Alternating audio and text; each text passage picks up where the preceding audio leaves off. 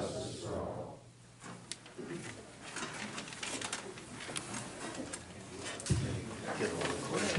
And will you please say the roll? Yes. Kevin? Here. Jamie? Present. Clark? Here. Jason? Here. Donna? And here, we're all here. All right.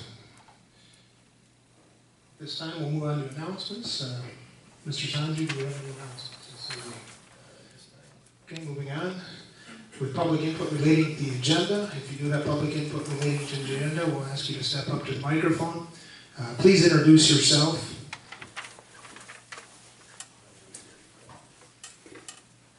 Okay, feel free. Let's just make sure that microphone is on. If you can pull that switch up. Yeah, there's a switch right there by shut now. Good, thank you. Hello there. My name is Joe Sharp. I live right next to that elementary school, right by the driveway there. Lived there for about 30 years, lived in Glencoe all my life. And I feel I have the most to lose with the school, with the apartment building going there, with traffic, with extra riffraff, what we call riffraff, but you just don't know that. I would rather see single-family homes there. Simple as that. And I would vote for Kenny Clifton for Darrenshire. Thank you. Thank you, Joe.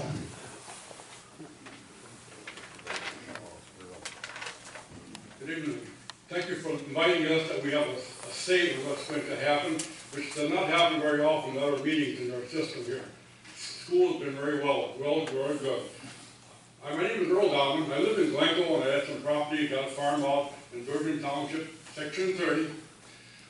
I'm speaking for some of my neighbors as well on the farm. We pay a considerable amount of tax to the school. By the time we have our new bond issue all paid up for, we have several thousands of dollars that we're paying. And I've not attended many school board meetings, but only maybe the last 20 years, maybe once or twice.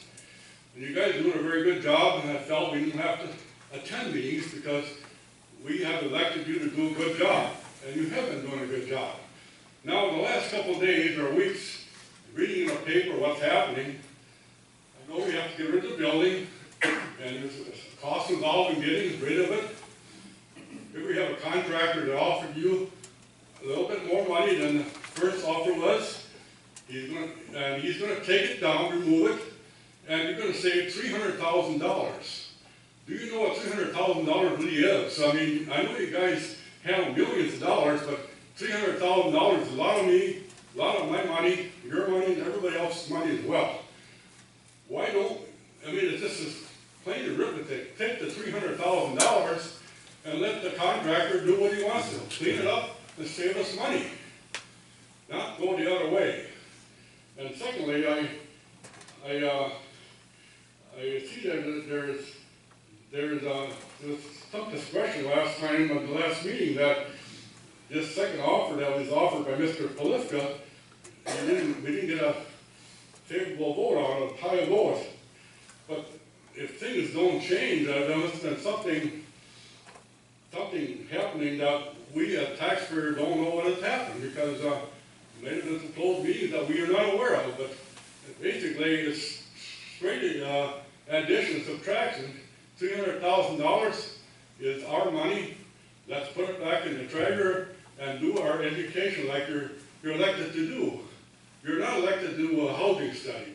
We elected you, our voters have elected you to do school board business, which is education of our kids. Thank you.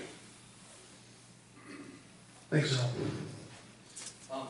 My name's Randy Wilson. I'm the mayor of Glencoe. And I'm here as mayor because we do have somebody that came to our door and said, we'd like to spend $10 million in Glencoe. It would be wrong of me and it would be wrong of the council not to follow up on that. If somebody comes and says that, I will always try to figure out how I can accommodate that, if it's appropriate. 13 months ago, Mr. Sanju asked, Chris, Superintendent, is the city interested in the Helen Baker site? And my answer was no. And the truth is, we're still not interested in the Helen Baker site. But we realized something in December, and I'd like to give a little history, I'll be 3 or 4 minutes. We realized about December that no matter what happens to that site, the city will be involved. The residents will be involved. We will need to rezone that site, and it is entirely likely that we will be asked to provide some type of city services, whether it's sanitary sewer, storm sewer, water lines, roads. We're probably gonna have to put a pond there. It's a 9-acre site. So whether the residents want to be involved or not, they're going to be involved. That's just how it's gonna happen. So what we did is we did commission, in the city, Earl, we all paid $7,000 for a study. We looked at it a few years ago and decided at the time it wasn't appropriate, but we've had a lot of housing people looking recently, and so we thought, even for the builders, let's do this study, let's hire somebody that's good and respected, and we did that, and so we did the study, and to my surprise, when it came back, many people were invited to, when we kind of reviewed it, and it's a public document, it's online, but to my surprise, the one thing that we need in Glencoe is apartments. I had no idea. I thought we had lots of them. But that's the biggest thing that came back, is we need more apartments. And manufacturers in Glencoe will tell you the same thing. They can't get enough employees. They need to have housing in Glencoe. The whole state needs workforce housing. And that was the other thing we needed in Glencoe, was smaller, more affordable housing. So after that happened, the first thing we did is looked at residential for that site. Great idea. That was my best idea, I thought. As we looked at how much it costs, those lots are going to be probably $45,000 to $60,000. Those are too expensive for affordable housing. Affordable housing, we were hoping that we could get those lots in the neighborhood of maybe $20,000 to $27,000, but it didn't work out. So then, right after the housing study as well, we had two proposals. One of them was from my friend Ryan Boss. He brought a very nice proposal. I liked it. It was a reuse proposal. With this proposal, it had housing with it as well. But the infrastructure costs were probably somewhere in the $700,000 to $900,000, okay, for all those costs. The issue came down that we can't upfront those costs. What we can do it if we have tax or increment, but the project did generate the new dollars. Right now, nothing's been collected on that property forever, okay? Under some scenarios, there could be a lot. The other scenario that came for us was an apartment for 50 to 90, plus about 8 home lots. That one generates, over the period, enough money, but about $50,000 to $80,000 annually to pay the infrastructure costs. And we went through the economic development group, and we, as we usually do, they're an advisory group, they're a member of the chamber that help us give recommendations and kind of vet projects. It's just a group of chamber members that are willing to spend the years and the time to understand issues. And so they looked hard, and they said, for sure, we want to make sure that we look at both projects. We want to look at Ryan's project, and we want to look for the other development on the larger apartment to make sure they're both treated fair. One project, sadly, didn't generate the new revenue needed for the infrastructure. The other project did, in fact, generate significant money for the infrastructure. So given that, we have helped with soil borings and many other things. I'm not asking or telling you what to do. What I'm saying is the developer deserves an answer, okay? He needs to move on. So what we're asking from the school board tonight is listen to the public, decide if there's merit. Now certainly if there's a need for housing in Glencoe, by default, there's a need for housing at the school district. We're kind of one when it comes to housing. Because with housing, likely come students. And where else could we get 50 to 90, and maybe it's not 90, maybe it's 50, but where else could we put 50 new residents in Glencoe that might have children in a short period of time? That's kind of substantial. Now, I understand the frustration. Somebody said the other day we need a park there. They're right. It's never occurred to us. We need a park. Okay. But get down to the part that is concerning people. That whole project is still about $800,000. Or, yeah, about that. Anyhow, the city says that responsibly, we could bond for just about, not quite $500,000. Unlike what people understand is the school has already wisely up front said, we recognize that something might have to be done with that building, and in fact, in your budget, you have budgeted $300,000 for demolition costs, and that's probably about what it's going to be. So we said, we can't do it, so how can we, through tax increment financing, not only acquire the building, have the school help us, but pay them back. So through the tax increment financing over the period of 24 years, the school would get repaid $300,000. They would also get repaid $184,000 in interest. It's about 3% interest. Can't do that very often. So that's pretty substantial. Now, the reality is, we cannot do the project. I asked Mark and the council talked, and I had to run the numbers. The city can't do the project alone, okay? And frankly, if you choose not to go there, that's all right. But I am here, and I will always look when somebody says, we'd like to spend $10 million in Glencoe. I will try to work with them. That's what's going to happen, and you should expect no less. Now, we've asked, because we've identified 2 other sites in the community as well. The developer doesn't want it, and he's told us that 2 different occasions. This is the site he's asked for. So all we're asking for tonight, I'm not upset either way or nothing. You took action 2 weeks ago on another proposal, and it was 3-3. All we need to know for the developer is, which way should we go? Do we tell them yes or no? That's all we're really asking. I don't know that I can offer a whole lot. If you have questions, I'd be happy to answer them. If I can't, I did ask Mark and Dan to come with some numbers that maybe I don't have. But that's where it says. So we just need to make a decision as a community and as a school district, because what's good for one can be good for the other. Thanks. All right, thank you, Mayor Willis.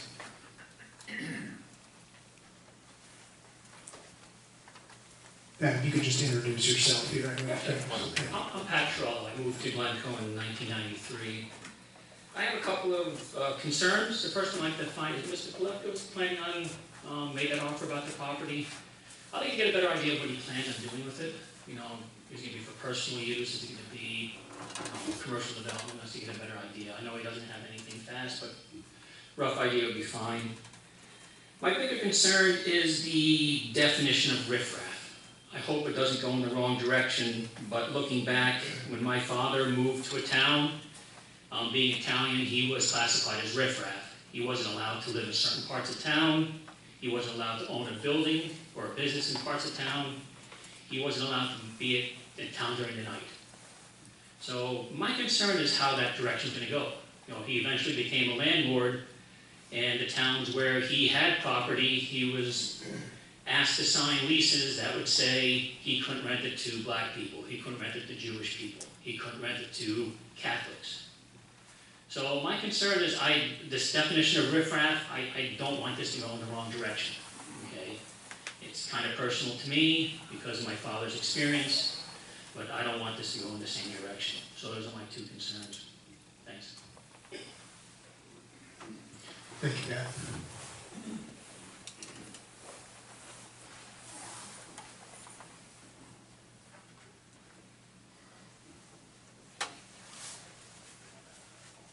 Hi, I'm Randall Solomon from Plato.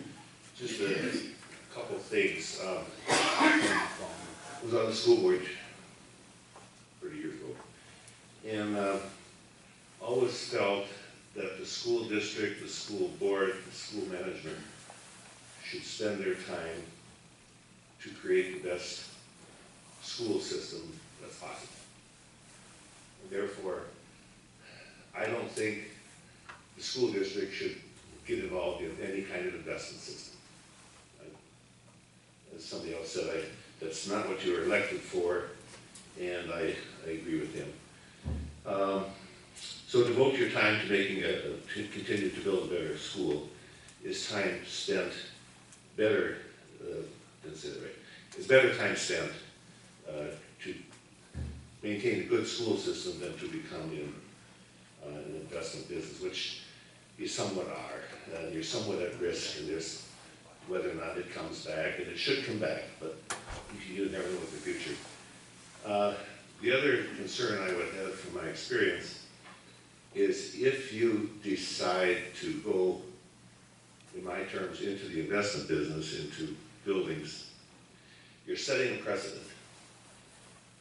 So in the future, someone else may come along, and they may have a great idea, and they'll come to the city and to the school district, and can you help fund some upfront money? And once once you set the precedent, it's harder to say no. That's the way it works. And additionally, if a group comes along and they happen to be some sort of minority, and you just don't want to get involved, but then you become participants in a lawsuit. Because you're not treating this minority group the same as what you've treated some groups earlier. You're setting yourself up for a lot of risk, in my opinion. And the only other question I would have is the last thing, if you would do this and invest $300,000, from which fund would it come from? That's a question I have. Have you talked about that? Would it be just the operating fund or the capital levy fund? Operating capital? That puts farmers and business at a difficult position, because if it comes from the capital operating, then business and farmland pays 2/3 of the bill. If it comes out of the general operating fund, then all the farms and local businesses are not levied for that.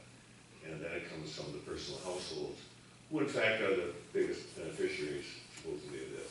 Yes, the business would get some benefit from it. So, and I would have concerns about that. So that's all I have. Thank you, Randall.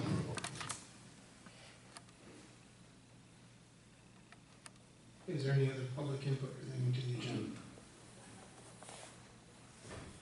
Okay, hearing none, we'll have a motion to approve the agenda.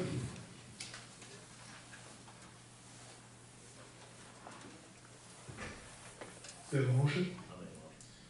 Motion by Jason. We have a second. Second by Ann. Discussion? Hearing none, all in favor signify by saying aye. Opposed? Motion carries. There's no old business this time, so move on to new business, which is discussion of the Helen Baker purchase proposals with possible action item. So first of all, I'd just like to thank those individuals that have contacted myself and other board members, either with phone calls or with emails. We appreciate that input. As we see tonight, this certainly makes it an active meeting when we do have concerned citizens and concerned residents of the district here this evening.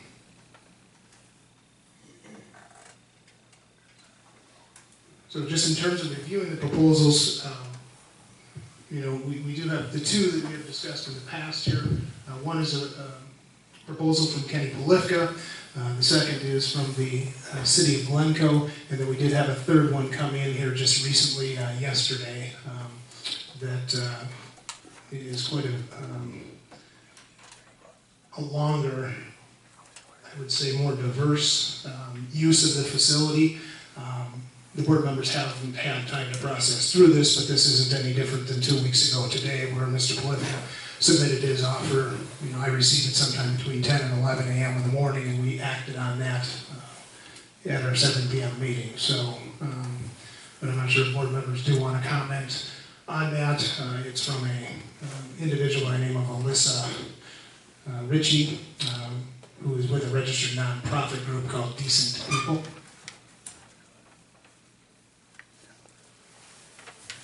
Anybody have any comments on that proposal? I don't know much about it other than what we read as the proposed use.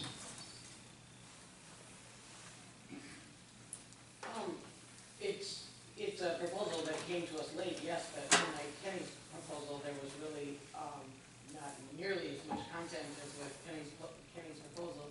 He had straightforward telling us what he was going to do with it. He was going to tear down the building, he was going to abate the asbestos, and turn it into a green space. And, if an opportunity came by, being that it was shovel ready, that an investor wanted to build something there, then he would discuss that, he would think about that and determine what was the best for the community, and then he would choose to do that because he owns the property. This proposal is extremely more complicated one, there's a lot of, things that she wants to do with it, there's a lot of ifs and ands, so it's kind of hard to even look at this proposal and even make a decision on it right now. So I guess if there needs to be a decision tonight, I don't know how good I would feel about going with this proposal unless I had more time to research it. But that's my opinion.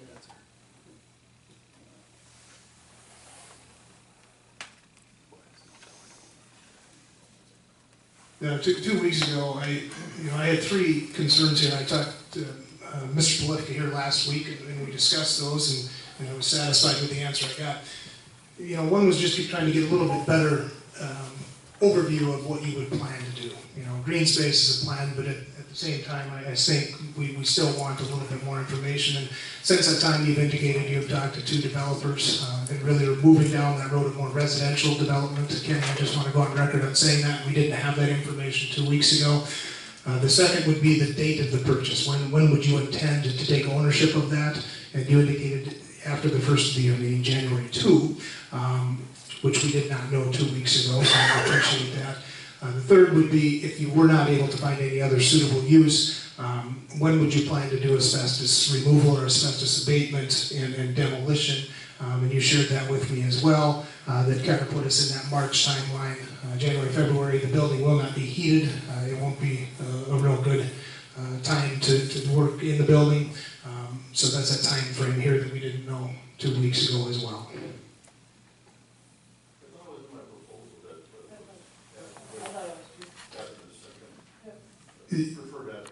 You would say the demo, I think, was in the proposal? No, in the first proposal, he said he was gonna take ownership of it in January, because. I asked if I could do it. In January, okay.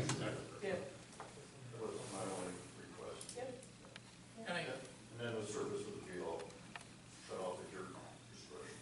I thought, Ken, if I read your proposal right, you said you were willing to leave the building there for a bit to see if any groups were interested in repurposing the building, and if nobody was interested in that, that's when you would take it down. I guess in light of this proposal that came today, Clark mentioning that you've had a couple other people talk to you. I've heard some other talks about other people that could possibly be interested in it with you. And so I guess that's why I would think that if we go with your proposal, then the people that would possibly be interested to reach out to you, because you and I have talked before, you told me that you planted some of the trees that are on that school site when you were in high school. So I don't think, as far as I'm concerned, your character is not in question at all, and I don't think that that's something we have to worry about. And again, I think there are plenty of, if there are other people that are interested in possibly partnering with you, it sounds like a good idea to me. Well, you're thinking though, if somebody else wants to partner, it would have to be within, I would say, 3 months. So, Absolutely. It's not gonna drag out. It's not my schedule or the way I look at it. It's not your stuff. No, I don't, it's start, like Clark said, once a while, warms up, you can start on, but there's, possibly there's 3 months or somebody's really interested, at least there's a little window for them, but we're not gonna leave that window open forever. If possible, yeah, we'll start in March of the 15th, right? If nothing else comes about. Yeah, correct. I don't, I just left it there in case somebody, that didn't have it on my, later, but here, take the approach. I have a question for either Dan or Mark or Randy. If the study was done saying we need more housing, rental housing or whatever, if the site itself was not available, then where else would a developer look? I mean, you said that this developer was not interested in the other sites, but if it were never available to begin with, then does that mean that our town is not, that nobody would want to come develop? No, that doesn't mean that at all. It's just that when this site looked to be available, this was the site he asked about. That's what the deal is. He asked about this, and then we said, we do have 2 other sites potentially, and it would be less money, but he has indicated that he's not interested in those sites now. That's where it stands now. So, no, we have other sites available. We're just saying that we have a developer that's actually ready to go, that would start almost, would start putting paperwork together immediately on the project. But he's asked because this site was going to be in a change, that's all. That's why he asked about this site. Well, I guess if there's a study that's done, and we're desperately in need of it, why would a developer not want to find a place then? I guess the simplest way you could put that is they're $10 million and it's a substantial investment and they're gonna wanna pick the most optimal site for their $10 million. Now, Right, I understand that, but a $10 million project, is $300,000 really that much of it's a location. too much of an investment The for neighbors them? would agree, it's a great location and they really, really value that location and for that particular developer, that's their preference, is that location. Now, if they're not interested in other sites, we're gonna do our legwork to find another developer. So, we're not saying that this is the only option to have an apartment building in town. That's naive to think that. There are a lot of other developers building in the region, and if this doesn't work out on this site or this developer, we're gonna certainly do our legwork to make sure that we have a new apartment complex built in town, because there is a need for it, and it would benefit not just the city to help grow the residents, but obviously help the school district long term. So we're committed to finding someone to help us meet that need in town. The other sites that we've looked at are not zoned appropriately for apartments, so it doesn't matter where we go in the community. This one isn't either though, Right, correct? correct. Right. But what I'm saying is that we're gonna run into that obstacle wherever we go. We don't have any multifamily zone property right now.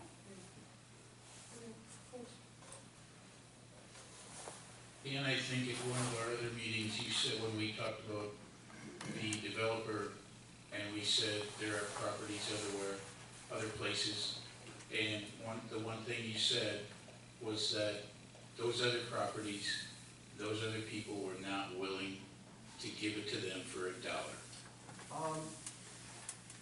We would have to purchase land in another location as well, but our costs would be lower in those other locations, most likely would be lower. This developer is looking for, essentially land to construct a shovel-ready land. So the city would need to acquire a property. If it's not this site, it would be another location in town, right? So how many years would it take to get $184,000 of interest? I know that at 5% interest on $300,000, if you go 15 years, you have $127,000. So how long does that stretch out to? Are you referring to the proposal we put in front of the school district? Well, Randy said that we would get $184,000 of interest. Well, we did have our consultant put together a payback scenario, and that was in your packet a few weeks ago, so hopefully you had a chance to review that. And it showed that, I do have a copy with me today, but it was roughly 22 years for payback, based on phase 1 of the apartment being constructed. If phase 2 would have been built, then it would have been, your investment would have been paid back earlier than that, but with it being paid back earlier, there'd be less interest obviously as well, because you're getting your principal paid back sooner than that. But yeah, that schedule was based on phase 1, and it was, I think, approximately 22 years payback schedule.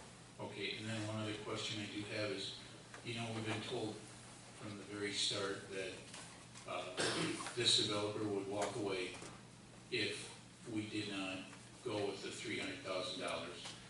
We were told we needed to give an answer by a certain night, or they would walk away. We didn't give an answer, they're still here. Now we've been told that the $300,000 would be a cap, that it wouldn't necessarily, be the $300,000, but yet when we had an accountant here with you, he said that it had to be the $300,000 or they would walk away. And he said that he'd seen developers walk away for even less money than that. So it seems like we're kind of going back and forth, and it sounds, $300,000 is solid and then it's not solid, and they're gonna walk away, but they don't walk away. Well, all I can tell you, Kevin, is our developer has told us multiple times, and I've shared this with the council and the school board, that at this time, they're not interested in another site. That's what I shared with you originally. That position hasn't changed. Could it change in the future? I don't know, but I'm relaying the information that the developer's providing to us. Regarding the $300,000, we've been, I think, upfront all along that is a preliminary financing proposal.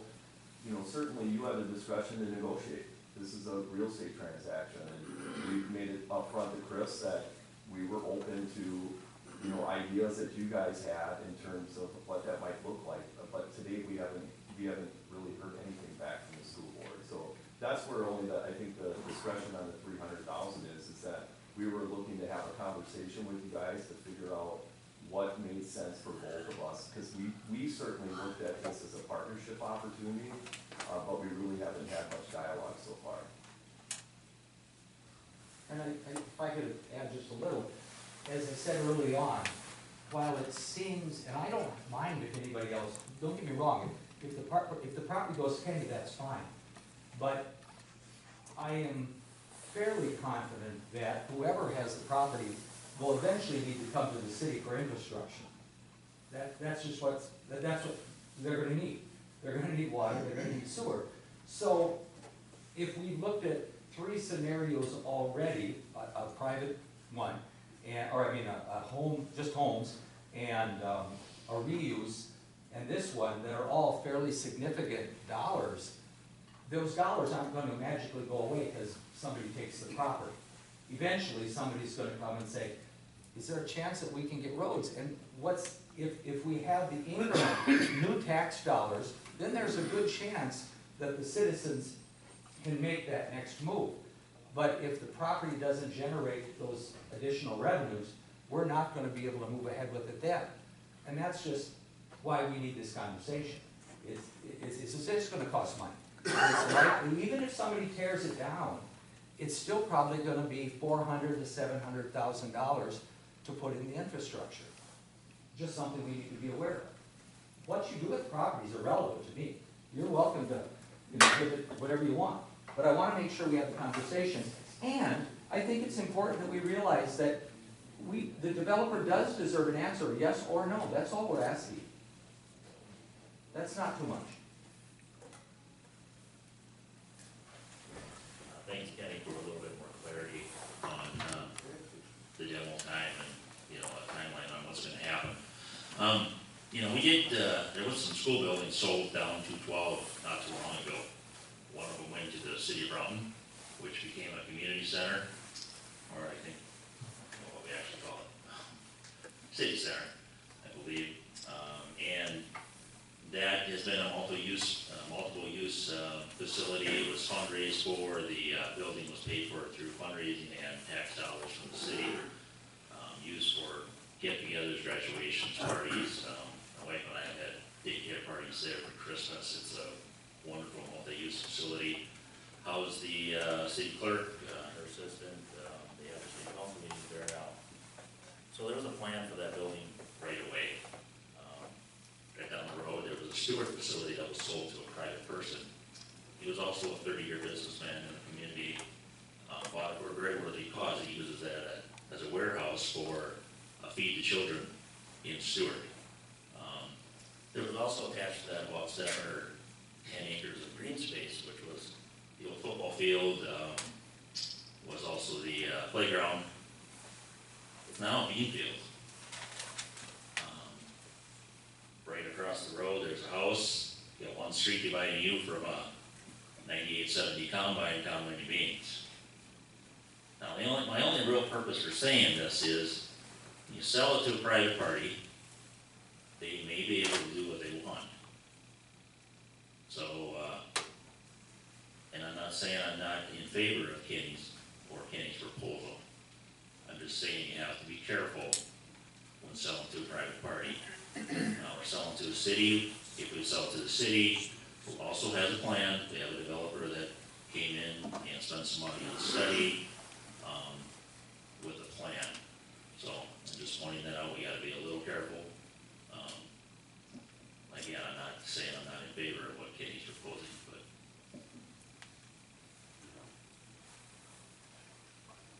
I don't think anybody's gonna see a 9870 coming down 16th Street anytime soon, but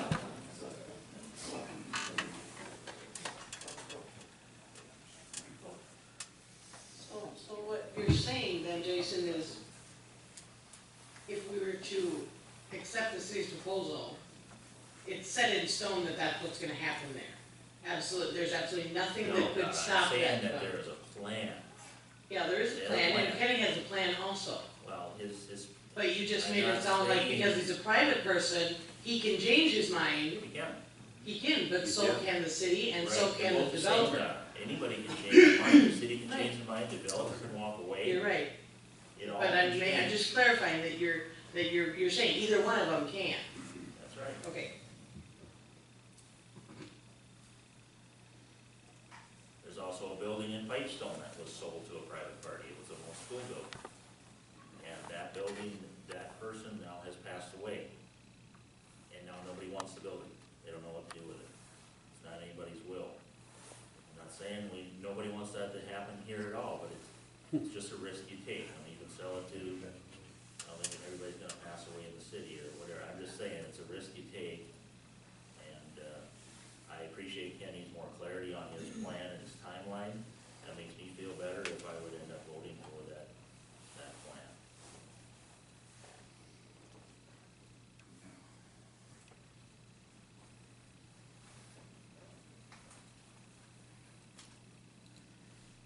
Okay, any further discussion? Do we have a motion?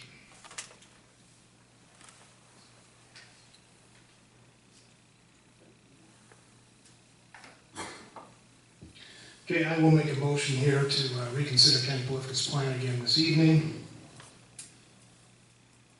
So my motion will be to accept Ken Polifka's proposal as he gave us 2 weeks ago today. And I will second that motion. Okay, we have a motion by Clark, seconded by Kenny. Kevin, Kevin, yeah. we Kenny. look a lot like that.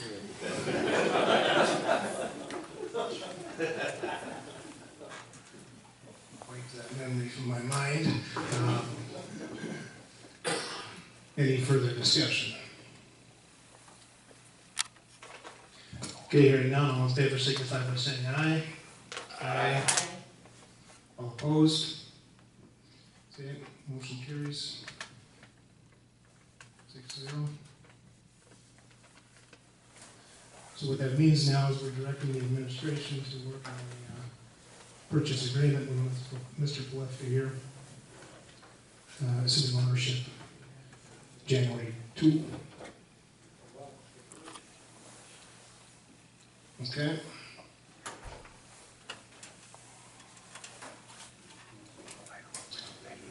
Do we have a motion to adjourn? Motion by Ann, need a second? None? All in favor, signify by saying aye. Meeting adjourned.